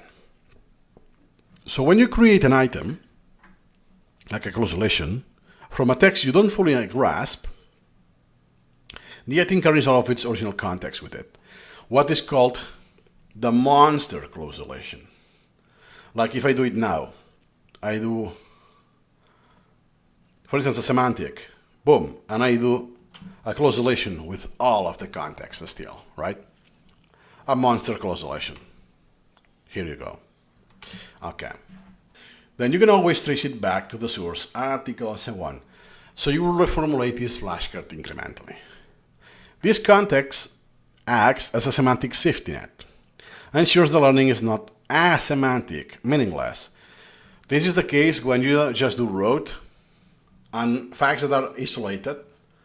That in German, the word for this is that, boom, okay, but I'm not learning German. Okay. Or that guy that I don't even know who that is, I don't even know how to pronounce his name, but I will memorize that he won a Nobel Prize that year. Asemantic. Or if I just use abuse mnemonics, it will be asemantic as well by nature. Not the point of this video. Then, you're memorizing a fact within a context, trusting that the context and meaning will become clearer with future reviews and exposure to related topics. Then, again, it's not the topic of this video, but some of the 20 rules of formulation for spaced repetition, in incremental reading, there are like 4 or 5 that you kind of violate, let's say, not follow, because of incrementalism. You will do it, but not since the beginning. So you will create a flashcard when you still kind of get it, but you still didn't understand, which violates the first 2 rules, right? That is because when you create the flashcard, this is an opportunity to revisit this in the short term, because the first interval will be rather short, even if it's in several weeks. And then you can take the chance that, okay, I don't get it, I need this, or with rereading and then getting rid of the context, this is acting again as a reinforcement and another iteration of understanding, if this makes sense. But I don't want to spend more time because we have dedicated videos for that. Just some examples that will make more sense out of context. Remember that we will have full-fledged examples. So imagine you are new in economics. I know nothing. Then I have imported something in SuperMemo and T-spheres. So the first repetition, the first pass of reading is quantitative easing is a monetary policy action where a central bank purchases predetermined amounts of government bonds. What is this? What is a government bond? Monetary policy action? What is this kind of action, right? There's some prerequisite knowledge that I'm not familiar with. I don't fully get it, but I still make a closation. Because what I close, in this case, is just the term. Quantitative is. If I only take this action, and forever I keep it like that, I will do what's called the asemantic learning. Because I don't know, I don't understand that. I can memorize this question, but I won't make any sense. So I just memorize the definition. Well, memorize. I create a flashcard. Then when I see it for the first time in a flashcard form, I will have the opportunity to memorize it. Okay. But because some days have passed, there's an interruption, I could have read again the source, once again, the topic that this was taken from, or one of the siblings, or something unrelated, a different source, but from the same topic, or that just is about economics and kind of mentions the same topic, the same concepts here and there, right? So in letter reviews, repetitions for topics, passive material is called review. Like in Anki, review is for active recall instead. Then you encounter other extracts about interest rates, money supply, economic stimuli from other articles. And you have the eureka moment, the aha. So perhaps is when I see that again, it's shown up for the second time, or is, oh, I still didn't show up, but hey, weeks later, or even months later, you see the original clause about the QA, quantitative easing. Once again, but this time, because you have more knowledge than the last time you did the repetition, you have incrementally built up some surrounding knowledge, then the definition suddenly clicks. Perhaps not enough. It's okay, now it makes more sense, but this is still on the fence. You still need more iteration.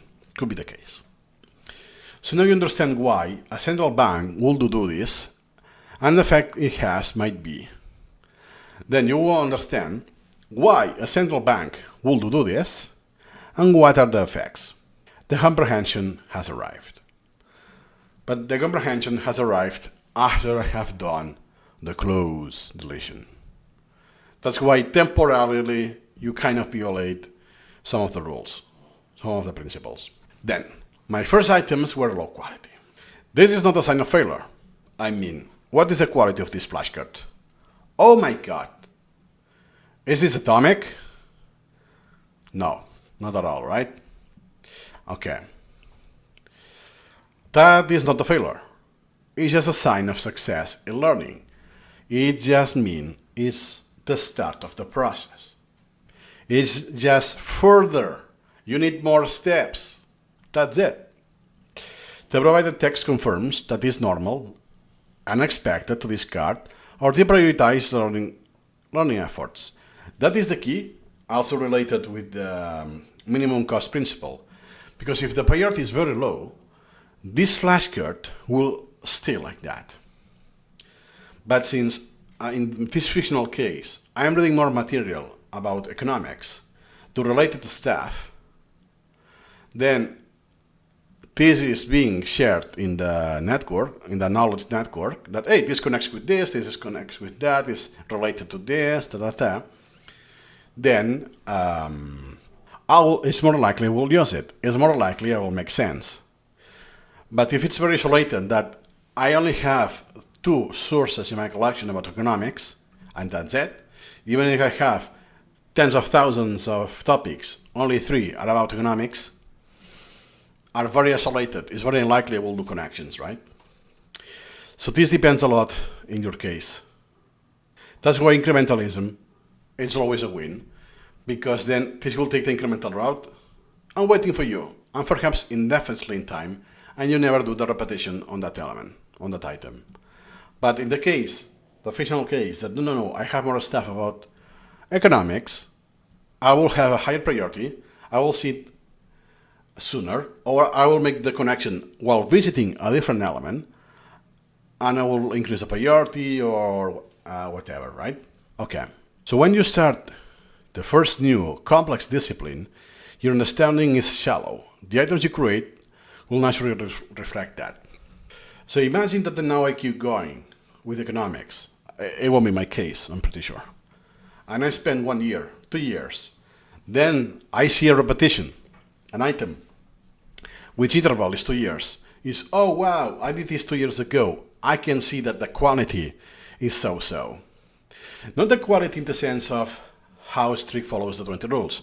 Could be perfect in this sense.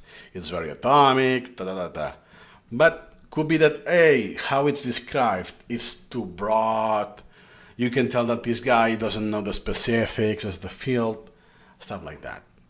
Then, as your comprehension deepens incrementally, you will begin to see the flaws in your early work, and you can reformulate, adapt, add, or even delete stuff.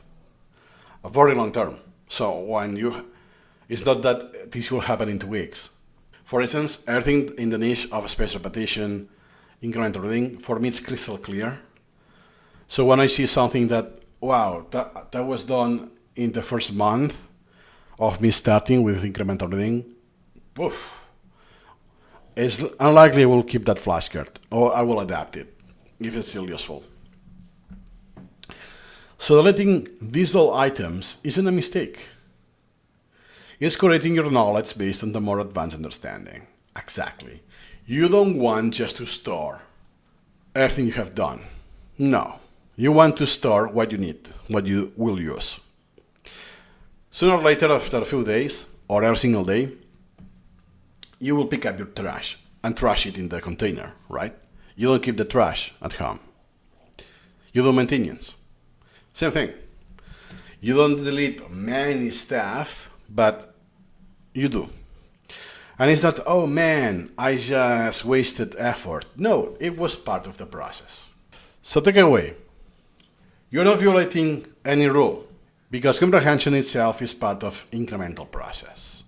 You will violate the rules, the principles, if you just do flashcards, let's say in Anki, that you don't reformulate almost ever the flashcards. That will be a different scenario, not in incremental reading, which is a superset of a spaced repetition. The context of the original article acts as the safety net. Remember, we have seen that. Then, hey, I did an extract, and I don't get the context.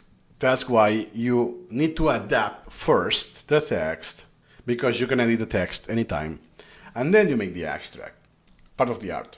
It's normal and good to look back at your early items and find them irrelevant or low quality. That is proof that your understanding has grown. You are no longer a noob in economics or in the whatever field that is. And one practical tip. Start with the well-structured texts, like Wikipedia articles, because they are super friendly for SuperMemo for incremental reading. They don't like context. You can just have any random chapter or any random paragraph, and you don't have to be read the prior paragraphs. They are self-contained. So the best suggestion, read about anything you like, could be health, sports, whatever you like. There will be a Wikipedia page about that, especially in English. There are like millions of pages. Those pages in SuperMemo will build incrementally and are natural fit for this learning style. Learning style, let's say learning, I don't like this phrase, sorry. Learning method with incremental reading. And then when you're used to it, of this making the understanding of a lot of stuff, you will go with harder ways to achieve it, which are blog posts, something that doesn't go to the point, is context depending, and all of this.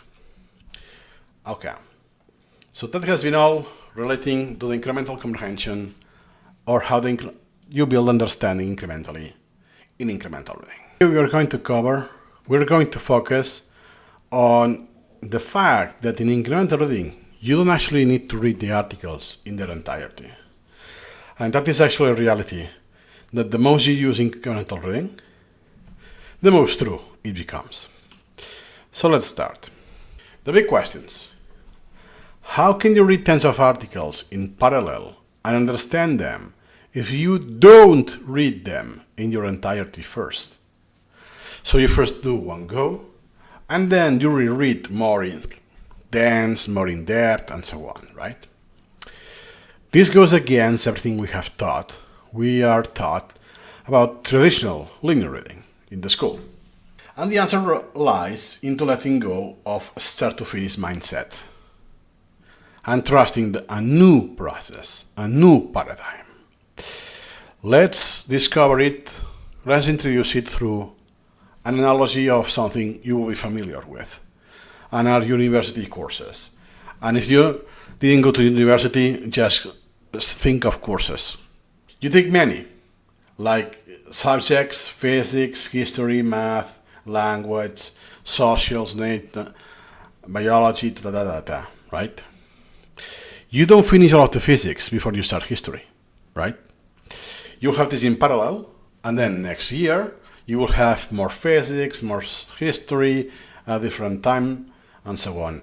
Like in the US, I don't know exactly how they do, but you have a curriculum fixed for history that you do each year.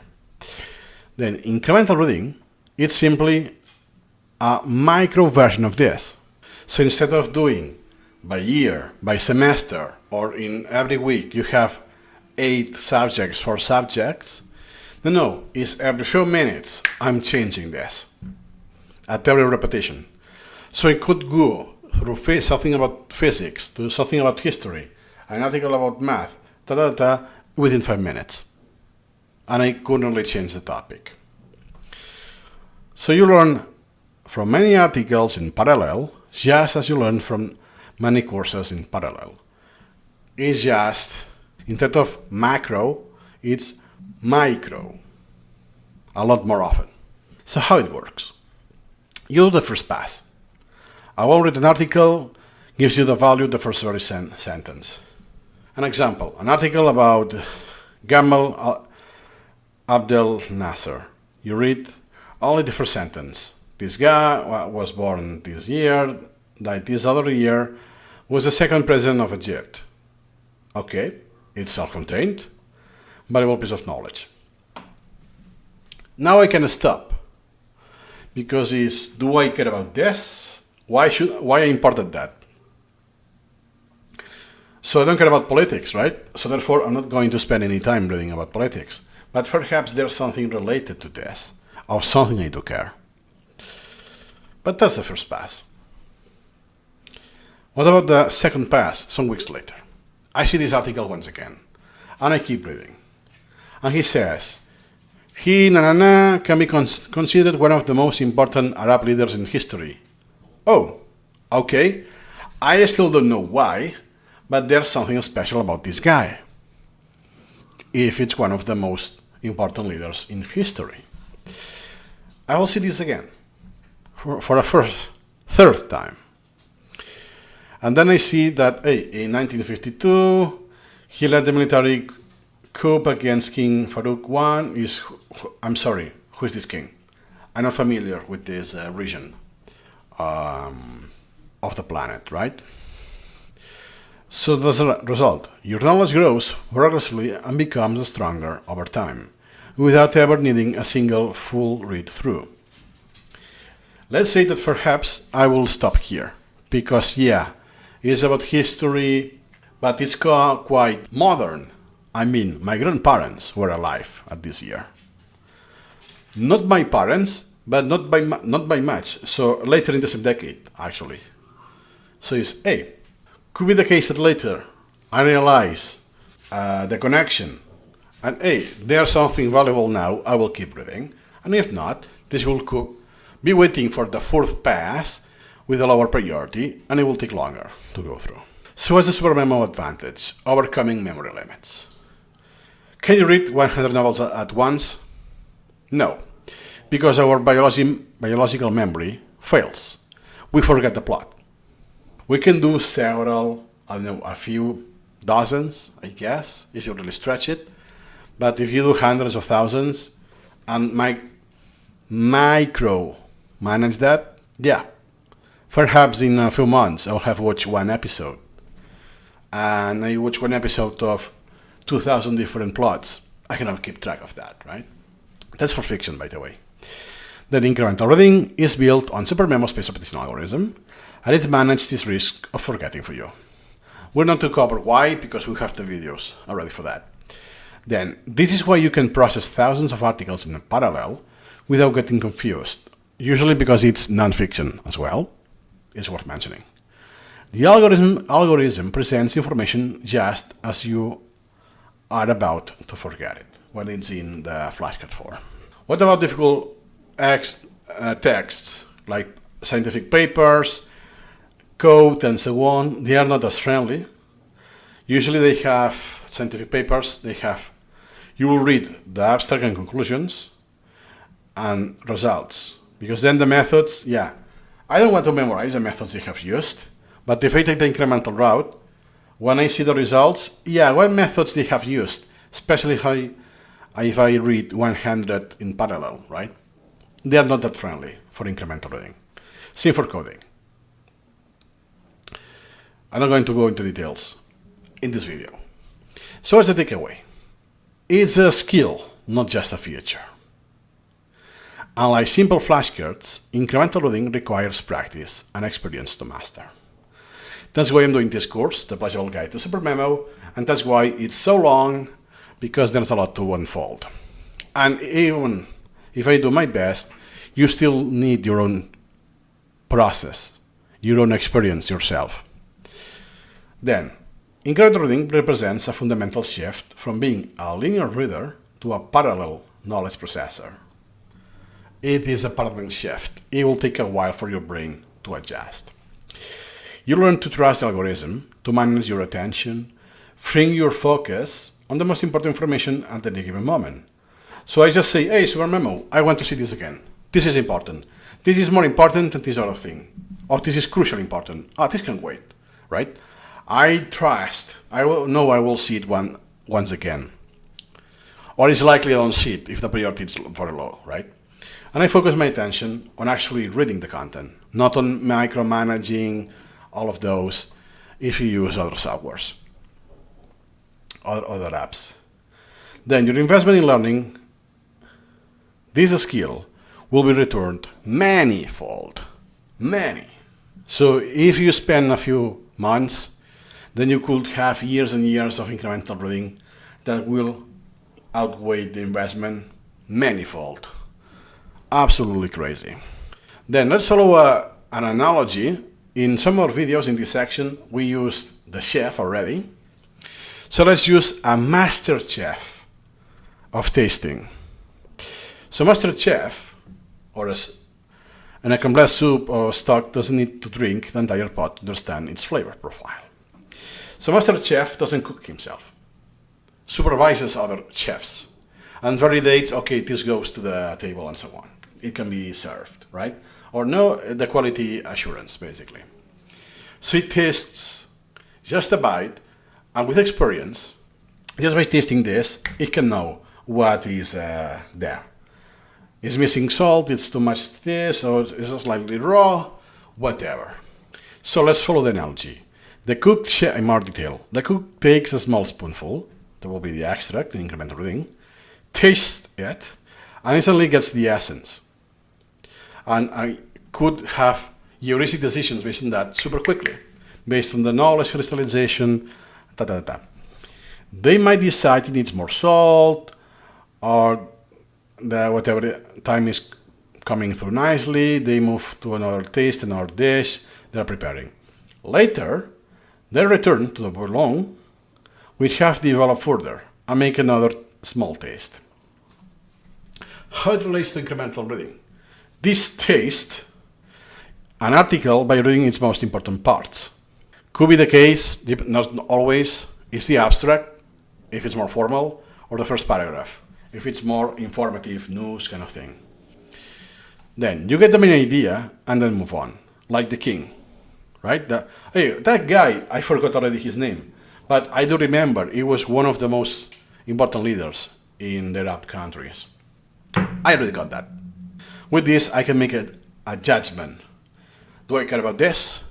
Does this relate to something I'm learning or I already knew? You get the main idea and then move on. When SuperMemo brings this back, the next repetition, the flavor has settled in your mind, and you are ready for the next taste and add another layer of complexity to your understanding. So then, the detective assembling case. Another analogy. A detective never receives a story of a crime in a neat linear narrative form, start to finish.